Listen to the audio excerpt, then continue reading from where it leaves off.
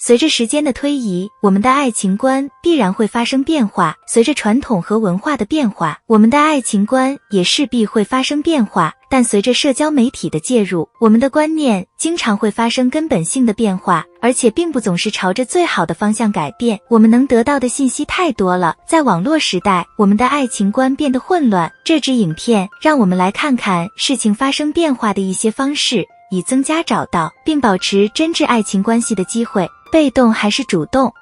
了解到别人喜欢什么时，我们会倾向于把自己塑造成我们认为的别人想要的样子。比如，有很多关于游戏女孩的炒作，年轻男孩和10几岁的孩子会渴望一个游戏女孩，而不考虑这个女孩是个什么样的人。因此，一些女孩进入游戏中，只是为了给自己贴上这个标签。这并不是说她们不喜欢游戏，或者游戏都是虚构的，但是最初的兴趣是由想要拥有一个有吸引力的标签所激发的，而男生则开始明白，更温柔、更温顺、更能触及到自己情感的女人才是更可取的。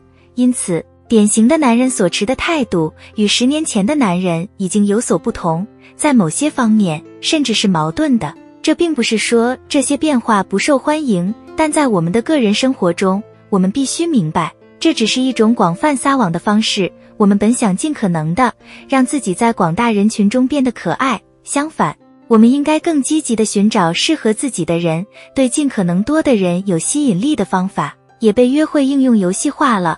这些应用让我们投资于一个不断上升的数字。我们需要关注的不是被爱，而是我们给予的爱。我们不能指望爱情突然来到我们身边，我们必须亲自去寻找它。爱需要练习。关于爱情的新期望是，我们的伴侣应该自然而然地知道如何爱我们。我们已经确定了我们在寻找爱情的过程中扮演的角色。如果我们想要真正的、持久的爱情，我们必须练习。如果想擅长某件事，肯定不会马上放弃，会投入时间，从错误中学习，并继续努力。如果真的爱一个人，必须表现出来，付出努力才会有结果的价值。如果我们不努力或不练习，那又有什么意义呢？如果一切都能自然而然地好起来了，为什么爱会不那么容易呢？一段感情从开始到结束，都取决于双方的努力和奉献。当然，这不应该成为虐待或缺乏吸引力的理由。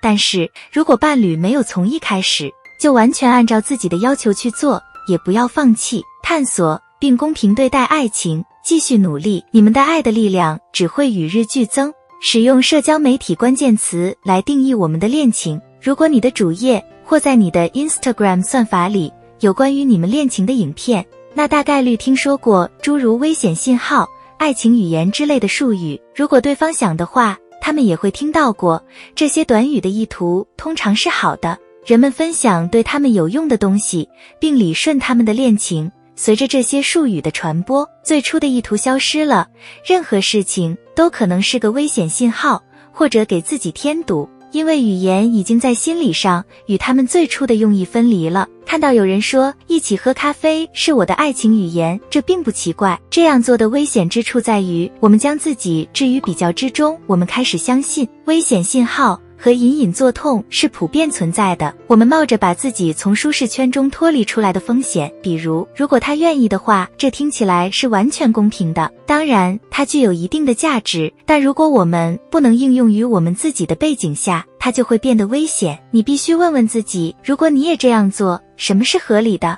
不管是否愿意，你想从他那里得到的是你真正想要的，还是只是看起来可爱和时髦的？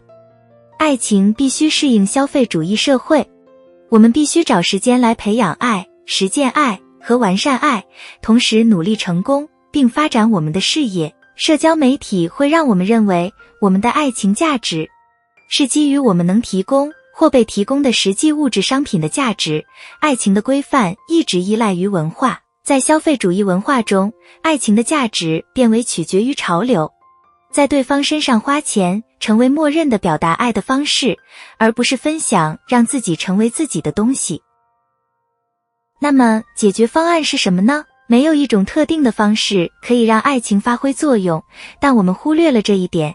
倾听自己的危险信号，而不是那些从未见过自己或自己的伴侣的人的危险信号。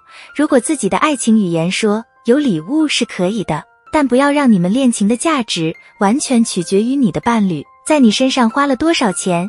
理解你的伴侣和你们亲密的恋情，不要听从任何人的建议，应该知道应用于你们的恋情，什么可以，什么不可以。没有社交媒体的缓冲，交流可以帮助你们解决许多新的困难，把你们的爱情观拉回到现实中。小伙伴们认为爱情观发生了怎样的变化？认为这真的是一团糟，还是认为科技对我们的爱情观有益呢？欢迎在下面的评论中留言，告诉我们。想看到更多这样的影片，就订阅我们的频道吧。如果觉得这支影片有点内容，那就点个赞吧。感谢收看。